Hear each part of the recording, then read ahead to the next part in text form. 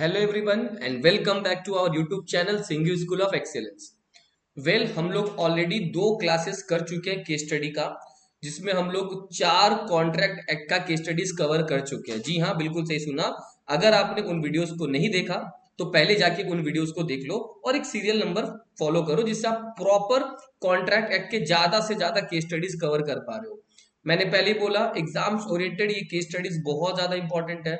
मैं आने वाले कुछ दिनों तक सिर्फ और सिर्फ कॉन्ट्रैक्ट एक्ट की केस स्टडीज लाता रहूंगा, जिसमें आपके सारे के सारे चैप्टर्स ऑल मोर और लेस कवर हो जाएंगे। ठीक है, आज अपन क्लास 3 स्टार्ट कर रहे हैं, जिसमें केस स्टडी नंबर 5 और केस स्टडी नंबर 6 डिस्कस होने वाला है। ठीक है, so let's start case study number 5। ध्यान से सुनना क्या लिखा हुआ है। X agreed to become an assistant for 2 years to Y. X ने अग्री किया कि वो वाई का असिस्टेंट बनकर काम करेगा। कितने साल तक? 2 साल तक। और वाई कौन था बेटा? Y was a practising chartered accountant at Jodhpur. तो Y was a practising CA और एक्स ने अग्री किया वाई के साथ कि मैं आपके यहाँ पे असिस्टेंट बन के 2 साल तक काम करूंगा। It was also agree that during the terms of agreement X will not practice as a chartered accountant on his own account within 20 kilometers of the office of Y at Jodhpur. Sir, agreement में भी decide हो गया कि X जो है वो as a chartered accountant practice नहीं करेगा अपना personal within 20 kilometre of the office at Y. तो ये दोनों के बीच में अग्रीमेंट हुआ। तो एक्स जो है वो असिस्टेंट बन के काम करना चाहता है वाई के लिए 2 साल तक, लेकिन अग्रीमेंट में लिखा हुआ था कि जो एक्स है वो कहीं और as a practising chartered accountant काम नहीं कर सकता within 20 kilometre at Jodhpur. At the end of 1 year, जब 1 साल गुजरा, एक्स ने वो असिस्टेंटशिप छोड़ दिया। जो वाई के यहाँ काम कर रहा था एक्स ने वो छोड़ दिया और अपना प्रैक्टिस भी स्टार्ट कर दिया with in the said areas of 20 kilometre. मतलब जैसा अग्रीमेंट में बात हुआ था वो पूरा ऑपोजिट कर लिया। उसने 20 किलोमीटर के अंदर ही अपना एक सीए फर्म खोल लिया, प्रैक्टिसिंग स्टार्ट कर दिया। अब क्वेश्चन क्या पूछा है समझो। Referring to the provisions of the Indian contract act 1872 decide कि क्या एक्स को रिस्ट्रेंड किया जा सकता है, क्या एक्स को रोका जा सकता है क्या। देखो बेटा, आंसर में जो कुछ लिखा है वो बाद में पढ़ेंगे। पहला मैं आपको जनरल चीजें बता देता हूं। अगर कोई व्यक्ति किसी को कोई काम करने से रोकता है, वो agreement in restraint of trade कहलाता है। ऐसा करना बिल्कुल गलत है, वो वॉइड है। यानी agreement in restraint of trade is void. Are you getting my point? But अब समझो मेरा बात। Agreement in restraint of trade valid हो सकता है अगर वो जो अग्रीमेंट है वो बिजनेस या प्रोफेशन वगैरह से अगर रिलेटेड होता है। जैसे मान लो कोई पार्टनर्स है, 3-4 पार्टनर है, तो 3-4 पार्टनर एक फर्म में काम कर रहे हैं और उन्होंने बोला, मिस्टर ए एक पार्टनर था, कि मिस्टर ए जब तक तुम यहाँ पे पार्टनर हो तुम दूसरी जगह पे फर्म नहीं खोल सकते या कहीं दूसरे फर्म में पार्टनर नहीं बन सकते।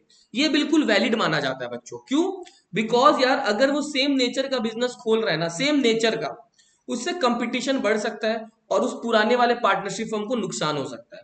तो ये जो रिस्ट्रेंट ऑफ ट्रेड है ये बिल्कुल वैलिड है। तो आपको नहीं लगता क्या कि अभी जो मैंने एग्जांपल दिया ये बिल्कुल उसके जैसा ही है? अगर वाई ने एक्स को ट्रेन किया 2 साल और उसके बाद वाई ने पहले से एक रिस्ट्रेंट लगा के रखा है कि भाई आने वाले 2 साल के अंदर अंदर तुम अपना एक ऑफिस नहीं खोलोगे, तो ये बिल्कुल वैलिड है बिकॉज इससे कंपटीशन बढ़ जाएगा। यस और नो? और हो सकता है एक्स जो है वो वाई के जो क्लाइंट्स हैं उनको अपनी तरफ खींच सकता है। तो ऐसी जो प्रोविजन से बिल्कुल वैलिड है, ऐसा रिस्ट्रेंट लगाया जा सकता है, ये बिल्कुल वैलिड है। बट अदरवाइज इन जनरल अगर पूछो तो वो वॉइड हो जाता है। तो agreement in restraint of trade void होता है, मगर इस केस में बिल्कुल वैलिड है बिकॉज नहीं तो कंपटीशन बढ़ जाएगा, मेरे बिजनेस को नुकसान हो जाएगा। यस और नो? आई होप ये आपको कंसेप्ट समझ में आया कि रिस्ट्रेंट ऑफ ट्रेड वैलिड होता है या वॉइड होता है। जनरली वॉइड होता है, मगर ऐसे केस में वैलिड है। मतलब वाई जो है वो एक्स को रोक सकता है। Are you getting my point? अब अपने लॉ का लैंग्वेज पढ़ता है बेटा। देखो क्या लिखा हुआ है। सबसे पहले मैंने आप लोग को बोला था, लास्ट 2 केस स्टडी से ही बोल रहा हूं कि पहले प्रोविजंस लिखा जाता है फिर फैक्ट्स ऑफ केस लिखा जाता है। तो प्रोविजन सेक्शन 27 में लिखा हुआ है कि agreement in restraint of trade का ये कंसेप्ट है। According to the said section, every agreement जिसमें एक पर्सन को रोका जा रहा है कोई लॉफुल प्रोफेशन, ट्रेड या बिजनेस करने के लिए, पहले मैंने बोला वो वॉइड होता है, रोक नहीं सकते हो, रोक नहीं सकते हो। लेकिन हावेवर अगर कोई सर्विस एग्रीमेंट है तो उसमें चल जाएगा, उसमें चल जाएगा, यस और नो। जैसे इसमें सर्विस एग्रीमेंट है, in an agreement of service एक पर्सन अगर खुद को बाइंड करता है ना, अगर एक पर्सन खुद को बाइंड करता है कि ठीक है मैं ऐसा नहीं करूंगा, आप प्लीज मुझे काम दे दो, काम कर दो, वो वैलिड माना जाएगा। तो if a person bind himself, मेरे एग्जांपल में एक्स ने खुद को बाइंड किया था कि वो 2 साल तक सिर्फ और सिर्फ वाई के साथ काम करेगा एज एन असिस्टेंट, तो भैया वो वॉइड नहीं है। If a person bind himself during the term of agreement not to take service with anyone else, but ये जो है ये क्यों हो रहा है sir, to promote any business, इससे कंपटीशन बढ़ जाएगा, तो ये जो है ये वैलिड कॉन्ट्रैक्ट है। Are you getting my point? ये एक वैलिड कॉन्ट्रैक्ट है, तो इस केस में वाई जो है वो रिस्ट्रेन लगा सकता है एक्स पे। तो पहले ये प्रोविजन आपको लर्न करके प्रॉपर्ली लिखना पड़ेगा, आप अपने लैंग्वेज में लिखोगे ना मार्क्स नहीं मिलेगा, इसलिए बोला जाता है प्रोविजन थॉरोली लर्न कर लो, ठीक है। Facts of the case, an agreement made between X and Y, जिसमें एक्स क्या था, असिस्टेंट था किसका, वाई का।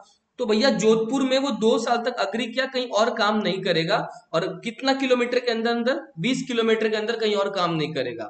लेकिन eight the end of the 1 year x ने वो असिस्टेंटशिप छोड़ दिया और अपना ही प्रैक्टिस स्टार्ट कर लिया 20 किलोमीटर के अंदर। देयरफॉर जो मैंने बोला, referring to the above provisions and facts in the instant case, agreement entered by X with Y reasonable है, वाई डेफिनेटली रिस्ट्रेन लगा सकता है, नहीं तो उसका कंपटीशन बढ़ जाएगा। And do not amount to restraint of trade, इसको रिस्ट्रेंट ऑफ ट्रेड नहीं बोला जाएगा, ये रीजनेबल है। तो इसीलिए एक्स जो है वाई को रोक सकता है, रिस्ट्रेन कर सकता है कि वो 20 किलोमीटर तक, 20 किलोमीटर तक अपना बिजनेस नहीं कर सकता है, ठीक है। सर अगर एक्स 20 किलोमीटर सॉरी, अगर एक्स 20 किलोमीटर के बाहर करे तो कर सकता है, कोई प्रॉब्लम नहीं है। सर एक्स अगर 2 साल के बाद करे तो भी कर सकता, मगर ये 2 साल के अंदर नहीं कर सकता और 20 किलोमीटर के अंदर नहीं कर सकता। आई होप ये पहला वाला केस स्टडी आपको बहुत अच्छे से समझ में आ गया, ठीक है। अब अपने बेटा मूव करने वाले आज का सेकंड केस स्टडी में, ठीक है। चलो सेकंड केस स्टडी पढ़ते बेटा, क्या लिखा हुआ देखो। ईशान एजेड 16 ईयर्स, ईशान एक माइनर है, क्योंकि आपको समझ में आ रहा है 16 साल का, वो एक इंजीनियरिंग कॉलेज में पढ़ता है या पढ़ता था। 1 मार्च को उसने एक लोन लिया 2 लाख का विशाल से for the payment of his college fees. Vishal से लोन लिया गया ईशान के द्वारा, ईशान एक माइनर है और विशाल के लिए कुछ नहीं बोला, मतलब विशाल मेजर है, ये समझना पड़ेगा, ठीक है। और ईशान ने बोला मैं 30 मई 2017 तक ये लोन चुका दूंगा। तो पहला बात पर्पस है, ईशान एक माइनर है और ईशान ने जो लोन लिया वो अपने कॉलेज का फीस के लिए लिया, और लोन लिया विशाल से एक मेजर से। ईशान के पास खुद के एसेट्स है 15 लाख के, ईशान के पास खुद के एसेट्स है 15 लाख के, ठीक है। अब जब ड्यू डेट आया ना, 30 मई जब आया, ईशान ने बोला लोन मैं नहीं दे पाऊंगा विशाल। ईशान एक माइनर है, छोटा सा बच्चा सा, वो बोला भाई विशाल मेरे पास पैसा नहीं है। लेकिन अब विशाल जो है वो लोन का अमाउंट रिकवर करना चाहता है ईशान से, ईशान के एसेट्स बेचकर। ईशान के पास 15 लाख के एसेट है, विशाल बोल रहा है मैं इस 15 लाख के एसेट को बेच के अपना 2 लाख का लोन आसानी से रिकवर कर पाऊंगा। क्वेश्चन बोल रहा है बताओ विशाल क्या सक्सीड कर जाएगा क्या? आपको क्या लगता है विशाल सक्सीड कर जाएगा क्या? जल्दी से सोचो, जल्दी से, जल्दी से। वेल द करेक्ट आंसर है, सुनो मैं आपको प्रोविजंस बताता हूं। प्रोविजन बोलता है कि भैया माइनर के साथ किया हुआ कॉन्ट्रैक्ट वॉइड अब इनिशियो है, माइनर के साथ किया हुआ कॉन्ट्रैक्ट वॉइड अब इनिशियो, मतलब वॉइड फ्रॉम द बिगिनिंग है। इसका मतलब माइनर जो है वो इनकम्पिटेंट है, वो कॉन्ट्रैक्ट में एंटर नहीं कर सकता है। इसका मतलब मेजर जो विशाल है वो कुछ नहीं कर पाएगा। लेकिन अगर माइनर को लोन दिया गया उसके नेसेसरीज के लिए, नेसेसरीज के लिए, तो माइनर पर्सनली तो नहीं, मगर माइनर का जो स्टेट है, जो एसेट्स है, वो लायबल जरूर हो सकता है। तो अब आपको क्या लगता है विशाल ने जिस पर्पस के लिए लोन दिया क्या वो नेसेसरी है? क्या कॉलेज फीस के लिए जो ईशान ने लोन लिया वो नेसेसरी पर्पस है? द आंसर इज हाँ यार। फूड क्लोथिंग शेल्टर के अलावा एजुकेशन हेल्थ ये सब भी नेसेसरी है। तो इसका मतलब ईशान ने लोन एक नेसेसरी पर्पस के लिए उठाया, और अगर लोन नेसेसरी पर्पस के लिए है तो जो थर्ड पार्टी है, जो जो पार्टी है विशाल, जिन दोनों के बीच में कॉन्ट्रैक्ट हुआ था विशाल और ईशान, तो विशाल डेफिनेटली अपना लोन का अमाउंट ले पाएगा, because a minor is liable for necessary supply to him. अगर माइनर को नेसेसरी सप्लाई करते हैं तो माइनर लायबल हो जाएगा। सर अगर इस केस में नेसेसरी नहीं होता, मान लो माइनर जो है वो कोई आईफोन लेने के लिए, अपना कोई पर्सनल लैपटॉप जिसमें गेम्स वेम्स खेलने के लिए ले रहा है, तब भैया ईशान का एसेट्स भी लायबल नहीं होता। समझा मेरा बात? बट यहाँ पे जो पर्पज है वो नेसेसरी है, ठीक है। तो सर कैसे पढ़ेंगे? देखो मैंने बोला सबसे पहले प्रोविजन लिखना पड़ता है। According to section 11 of the Indian contract act, every person, हर वो पर्सन कंपिटेंट होगा कॉन्ट्रैक्ट में जो मेजर होगा, जो साउंड माइंड का होगा, और जो लॉ में डिस्क्वालिफाइड नहीं है। ये तीनों चीज याद रखो। एक पर्सन तभी कॉन्ट्रैक्ट में एंटर कर सकता है जब वो मेजर है, जब वो साउंड माइंड का है, और वो डिस्क्वालिफाइड नहीं है। बट अपने केस में सर ईशान जो माइनर है, क्योंकि वो 18 साल भी कंप्लीट नहीं किया। यस और नो? इसका एक केस स्टडी था, मोरी बीबी वर्सेस धर्मोदास घोष 1903। तो माइनर के साथ किया हुआ अग्रीमेंट वॉइड है। क्या है सर? वॉइड। बट अब जैसे मैंने बोला सर, सेक्शन 68 क्लियरली बोलता है कि अगर भैया माइनर लायबल हो जाएगा if necessaries of life to him are supplied. अगर कोई व्यक्ति उसको ऐसी चीजें देता है जो उसके लिए नेसेसरीज है, तो इसका मतलब सर माइनर पर्सनली लायबल तो नहीं होगा, मगर सर माइनर का जो प्रॉपर्टी है, जो एसेट्स है, वो लायबल हो जाएगा। यस और नो? तो दस माइनर का लायबिलिटी उसके प्रॉपर्टी तक सीमित रहेगा।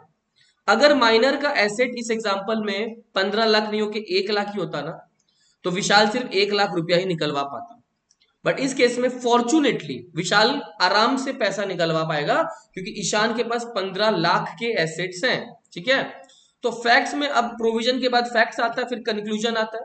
तो फैक्ट्स में बोला गया ईशान 16 इयर्स का था, यस और no, was studying in an engineering college, took loan from Vishal of 2 lakhs for payment of his college fees. Right? Ishan के पास 15 लाख के एसेट थे, उसने लोन लिया केवल 2 लाख का। बट ड्यू डेट के दिन ईशान जो है वो फेल कर गया पेमेंट, और विशाल चाहता है कि वो रिकवर करना। तो इस क्वेश्चन को समरी करके बता दिया गया। अभी आंसर नहीं निकला, आंसर आपको पता चल गया होगा, मगर ये खाली फैक्ट्स है। अब कंक्लूजन देखो क्या लिखा हुआ, thus according to the above provision Vishal will be entitled, because मैंने बोला ना, नेसेसरीज के लिए माइनर हमेशा लायबल हो सकता है, उसका प्रॉपर्टी लायबल हो सकता है। तो Vishal can recover the amount of loan given to Ishaan from the property of minor, because college fees है। यस और नो? तो कॉलेज फीस का बेटा जो पेमेंट है दैट इज नेसेसरी। समझा? तो in this case Vishal can recover entire amount of 2 lakhs because Ishan has assets of 15 lakhs। ठीक है? तो आई होप आपको ये दोनों केस स्टडीज बहुत अच्छे समझ में आया होगा। आप अगर ये केस स्टडीज देखते हो ना, तो डेफिनेटली यार एक यूट्यूब पे कमेंट कर दो, और आप क्या करो, इन आंसर्स को, जो केस स्टडीज का आंसर है, उनको आप मेरे ऐप पे स्टडी मटेरियल के सेक्शन में उस पर आप डाउनलोड कर सकते हो, और आप अगर चाहो तो इनको लर्न करके एक बार मेरे को आप व्हाट्सएप कर सकते हो, मैं व्हाट्सएप पे आपका आंसर चेक कर लूंगा। ठीक है? इस तरह से आप अगर डेली अपना एक चैलेंज मेंटेन करोगे ना, तो आई बेट आप आराम से केस स्टडीज को बहुत इजीली कर पाओगे। लॉ में देखो बच्चों का डर क्या होता है केस स्टडीज को लेके, आपका आदत, आप डायरेक्ट क्वेश्चन ज्यादा पढ़ते हो, बट आप केस स्टडीज को छोड़ देते हो। लॉ में बहुत सारे एग्जाम्पल्स होते हैं, आप उनको स्किप कर जाते हो। बट वही तो टेक्निकल पार्ट है जो बच्चों को पढ़ना चाहिए। Sir no? तो आप अब से केस स्टडीज का टेंशन मेरे पे छोड़ दो, और डायरेक्ट आंसर्स आप खुद से लर्न करो। केस स्टडीज के लिए जब तक वीडियोस आता रहेगा, आपको टेंशन लेने का एकदम जरूरत नहीं है। ठीक है? तो आराम से पढ़ो और टेंशन मत लो। एग्जाम्स भले ही सामने आ रहे हैं, बट दिमाग को एकदम ठंडा रख के पढ़ो, सब कुछ अच्छा होगा। अगर आप मेहनत करते हो तो डेफिनेटली आप डिजर्विंग हो। ठीक है? तो उसका टेंशन मत लो, गिव योर बेस्ट, सारे सब्जेक्ट्स को अच्छे से पढ़ो। कोई और सब्जेक्ट्स में अगर डाउट हो तो भी आप मेरे से पूछ सकते हो। ठीक है? चलो, आई होप आज का वीडियो आपको बहुत अच्छा लगा होगा, और आप सीरियसली सारे वीडियोस को देख रहे होगे। इसी तरह वीडियोस रोज आते रहेंगे, बिकॉज ये चैलेंज सिर्फ मेरा नहीं, आपका नहीं, हम दोनों का है, हम सबका है। तो इन वीडियोस को डेफिनेटली लाइक करो, और अपने दोस्तों के साथ भी शेयर करो, जितना ज्यादा से ज्यादा हो सके। ठीक है? ताकि यार कोई भी बच्चा प्रॉब्लम फेस कर रहा है तो इन वीडियोस के थ्रू वो देख सके। ठीक है? चलो, thank you, will meet again tomorrow, bye bye, take care.